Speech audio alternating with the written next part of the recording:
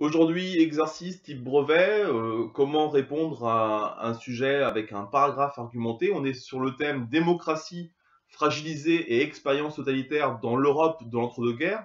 Donc ici, on va tenter d'expliquer l'URSS de Staline, comment ce pays est devenu un État totalitaire. Donc en s'appuyant sur un exemple étudié en classe, on va devoir rédiger un développement construit d'une vingtaine de lignes décrivant donc cet État totalitaire dans l'Europe de l'entre-deux-guerres.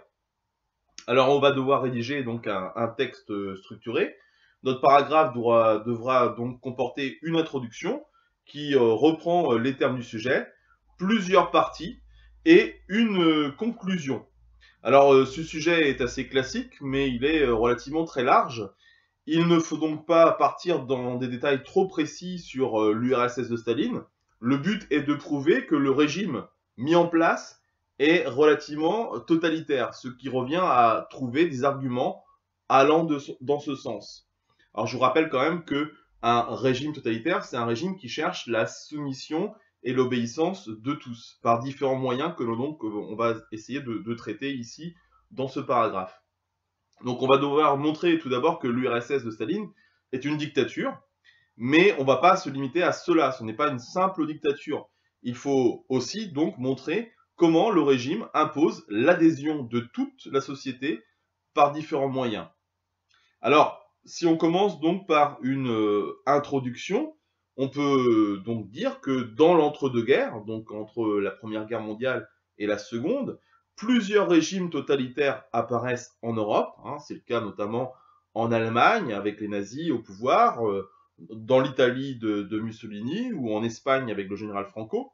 Mais ici, on va traiter donc de l'URSS. Donc, la problématique ici, c'est en quoi l'URSS de Staline, qui succède à Lénine en 1924, il faut toujours aussi mettre des bornes chronologiques, est-il un État totalitaire?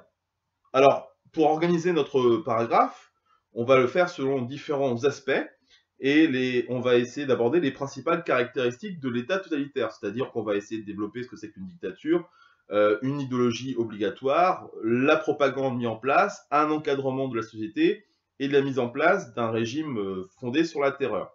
Première partie donc, Staline établit une dictature personnelle en éliminant très vite ses rivaux au sein du Parti communiste, qui devient un parti unique, c'est-à-dire le seul parti politique autorisé. Alors il faut savoir que parmi les principaux rivaux de Staline, il y avait notamment Trotsky, un des tout proches de Lénine. Alors toutes les libertés individuelles sont supprimées. Par exemple, les soviétiques, les Russes, n'ont plus le droit de circuler librement en dehors du pays. Enfin, l'information est aussi contrôlée et censurée. Deuxième partie maintenant, on va dire que Staline, concentrant tous les pouvoirs entre ses mains, peut encadrer toute sa population. Il impose ainsi une propagande incessante autour de sa personne, ce qu'on appelle le culte de la personnalité. C'est une sorte de religion d'État où Staline est montré comme le personnage central du régime, la personne la plus écoutée et qu'on doit suivre. Il se présente comme le petit père des peuples, entre guillemets, c'est un petit peu le surnom qu'on lui donne, ou le grand timonier, celui qui est à la barre du bateau de l'URSS. Des défilés sont organisés en son honneur, son portrait est placardé partout et tous les artistes doivent le célébrer. La propagande, est également mise au service de l'idéologie communiste qui doit donner naissance à un homme nouveau et une société nouvelle, sans classe sociale et sans inégalité. Un petit peu dans l'objectif de ce qu'on appelle le communisme, l'idéologie communisme. Pour ce faire, les populations sont encadrées par des organisations destinées à les mobiliser en faveur du régime. Ainsi, l'école et les jeunesses communistes éduquent et encadrent les enfants tout en les embrigadant. Ce qu'avait d'ailleurs mis un petit peu en place le régime nazi avec les jeunesses hitlériennes.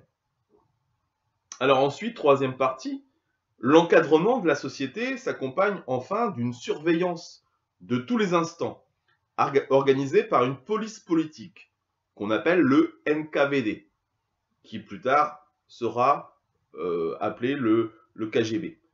Et d'une répression féroce destinée à éliminer toute opposition dans la population. Des millions d'opposants, ou personnes supposées l'être, sont arrêtés, mis à mort ou déportés dans les camps de travail forcé, qu'on appelle donc en URSS les fameux goulags. Souvent d'ailleurs, ces camps de travaux forcés se situent dans des régions très reculées, hein, où les gens ne peuvent pas accéder à la réalité de ces camps. Et souvent, ils se trouvent donc au nord de l'URSS, dans des régions très froides, hein, en Sibérie par exemple, où le but ici est d'anéantir physiquement et mentalement toutes les personnes qui viendraient à y être arrêtées.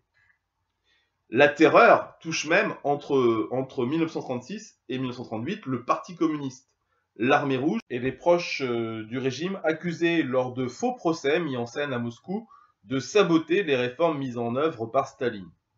Alors enfin, en conclusion, on va essayer de résumer tous les éléments qui font de l'URSS de Staline un État totalitaire. Donc on peut dire que dictature absolue, organisation de la société mise au service de l'idéologie communiste, encadrement de la population par la propagande, l'embrigadement et la terreur, l'URSS de Staline est donc bien un État totalitaire. Voilà comment on peut conclure sur ce sujet qui touchait donc à l'explication de ce qu'est un régime totalitaire, c'est-à-dire un régime fondé sur la peur, sur le mensonge, sur l'idolâtrie d'un chef, pour essayer de trouver et de chercher la soumission et l'obéissance totale de sa population. Et donc on a eu cet exemple-là mis en place en URSS, mais aussi, il ne faut pas oublier, celui mis en place aussi par les nazis en Allemagne à la même époque. Voilà pour ce sujet. Vous pourrez retrouver les documents de secours aussi sur le blog, le SAV de la salle 16, donc en regardant le diaporama en format compressé. Bonne journée et à bientôt.